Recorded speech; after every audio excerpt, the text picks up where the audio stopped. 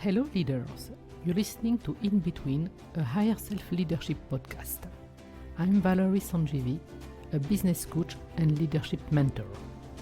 In my podcast, I wish to share my awareness on higher self-leadership and how we can integrate it in our leadership practice every day and see results. Higher self-leadership is in the awareness. Hello everybody. There is an analogy I like to give to my clients around leadership, which is the river and the banks. And I'm going to explain this analogy that most of you know, and I want to explain how we apply that in leadership. So the analogy is the following one. The river can't flow if there is no banks. So basically what we are saying is like the banks is here to hold the river. If there is no banks, the water is all over the place. It's the flood. But if there is banks, then the river can find a bed in order to flow peacefully, quietly. Doesn't mean that it's only peaceful. It can be a strong flow, but it's like it's contained.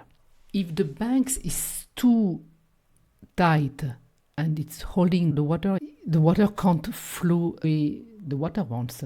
It means that we are shutting down a little bit the flow of the river.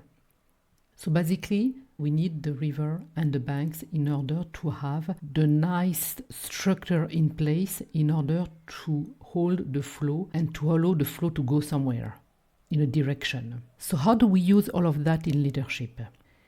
In leadership, the way I see it is like the structure, the framework. It's the 4 pillars that I'm resonating with. And the 4 pillars are the following one. The first one is how do I lead myself? Then the second one is how do I lead others? My team, other leaders, any people. The third one is about e-mastery. And e-mastery is about emotional mastery, but not only, it's about as well expansion mastery. It's about envision mastery. The fourth pillar is soul care. It means it's the ability to enjoy my personal life and my professional life. Because at the end of the day, leaders, we are here to bring something new. We are usually visionary. We are here to bring something new in the world. And what's the point to bring something new if we can't even enjoy it ourselves? So that's why it's about this right balance between personal and professional life.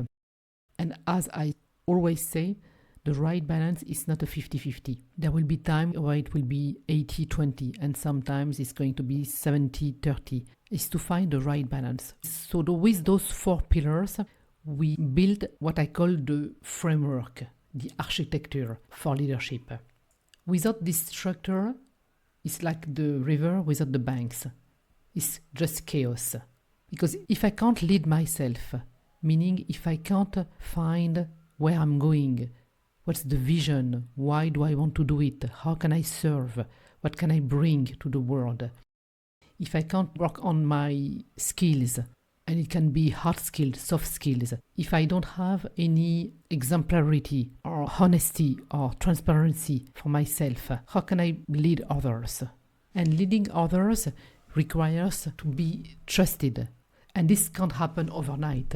In order to build trust, we need to show the team that we are doing whatever we said we would do, and that we are fostering growth for the team, that we are teaching sometimes, that we are coaching the team, that we give means for them to grow and to be able to be more skilled and to be more autonomous. That's what it means to lead others, and so much more. The e-mastery, like I was saying a few minutes ago, it's about emotional mastery. Am I the type of leader who can lash out to people, who can't manage their emotions, and who are letting those emotions overwhelm them? And by saying that, I'm not saying that we shouldn't have emotions. That's really not the point. It's how can I manage my emotions whenever they are coming up, during a meeting or during a discussion, not letting these emotions taking the reins of the communication, being able to say stop to this communication right now, to this conversation, if I feel that it's the best, and to come back later on. To be able so to take care, to feel that emotions are coming up, being able to do something right away, and then later on to take care of this emotion, to process this emotion. And it doesn't mean that we have to be exciting all the time. It doesn't mean that we have to be stimulating all the time. It helps to be captivating, but it's important to know how and when and why was I triggered with this conversation, and to take care of it, to expand even more. It's growth. Expansion was part of the e-mastery. Expansion is how can I expand even more my structure, those 4 pillars that I'm building. How can I expand more my ability to take care of different subjects, to juggle with different subjects at the same time, with different situations. Expansion is as well how can I make my system, my setup flexible. How can I think innovation? Innovation, there will be a complete podcast about innovation. But innovation needs structure, evolution. So those 4 pillars are the banks. For me, the word I like to use is the vessel. For us leaders, the 4 pillars are the vessel. So once those 4 pillars are in place and we continue to expand those 4 pillars, we continue to get more skilled at all of that, we continue to grow. But once those 4 pillars are in place and evolving, then something else can come into play. This something else was the river in the analogy, but what does it mean in leadership? In leadership, the river, the flow, the something else is more related to the feminine energy, which is related to the vision, to the creativity, to the creation, to all those ideas that come to us while you are driving, while you are taking a shower, when you work out. Usually that's when ideas are popping up in our mind, because the structures is in place and we let everything else flowing. Usually the best ideas are not coming up when we are behind our computer trying to find them. It's when you go for a walk, when you go breathe, when you are talking to someone, and that's what it is. And it's because everything else is in place that those ideas can come, and that you can implement them. And that's why as ideas and innovation and reframing and restructuring are going to come into play, that's why we need this vessel to be expandable, to grow with us. So each time when I hear someone telling me, oh, I haven't learned anything in this training or in this coaching or in anything, and for me, yes, maybe there was nothing new, but what could we refine?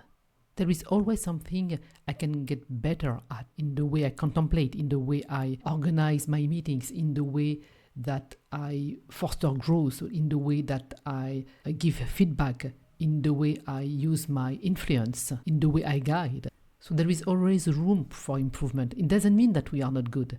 It just means that we expand and we keep expanding.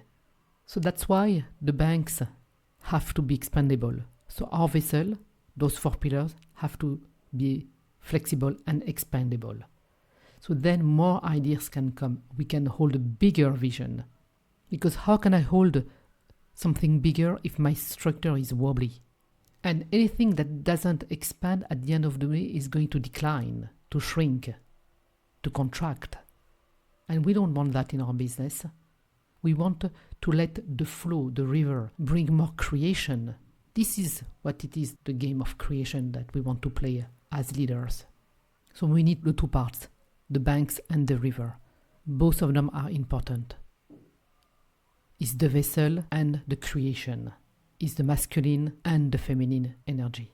Some of the questions we can ask ourselves as leaders is, where is my structure too contracted, constricted? Where do I play small? Where is my vision not supported? Because sometimes we say as leaders, the world is not ready for us. But is our structure ready to hold this vision, this big vision? What did I put in place in order to hold this big vision, this new vision, this refined vision? So it starts with us. Then in terms of emotion, where am I afraid to expand? Because structure is safety as well.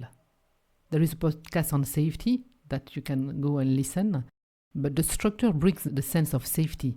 But too much structure, as I said before, is contracting, is shrinking the ability to receive more creation. But at the same time, to expand is to get out of the comfort zone, and sometimes we can feel unsafe. And that's why it's 4 pillars, because 4 pillars is always more stable than 3 or than 2. 2 actually is very wobbly, but 4 is very strong. So once you are working on one, the other 3 can contribute to hold the structure. Doesn't mean that you have to work on the 4 at the same time. We can, or you can expand one at a time. This is how we are going to thrive in the business. This is how we are going to avoid the declination of any business, is to bring all the time expandable structure for a bigger vision, a bigger creation, a bigger game of creation. So at the end of the day, what I'm saying is like to play, we need a structure to be in place, and to play more, we need a different structure in place.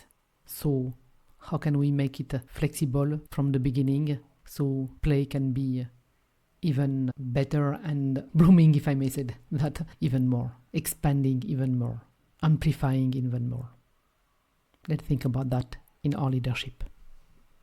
Thank you for listening. Leadership in Action. See you soon in the next episode.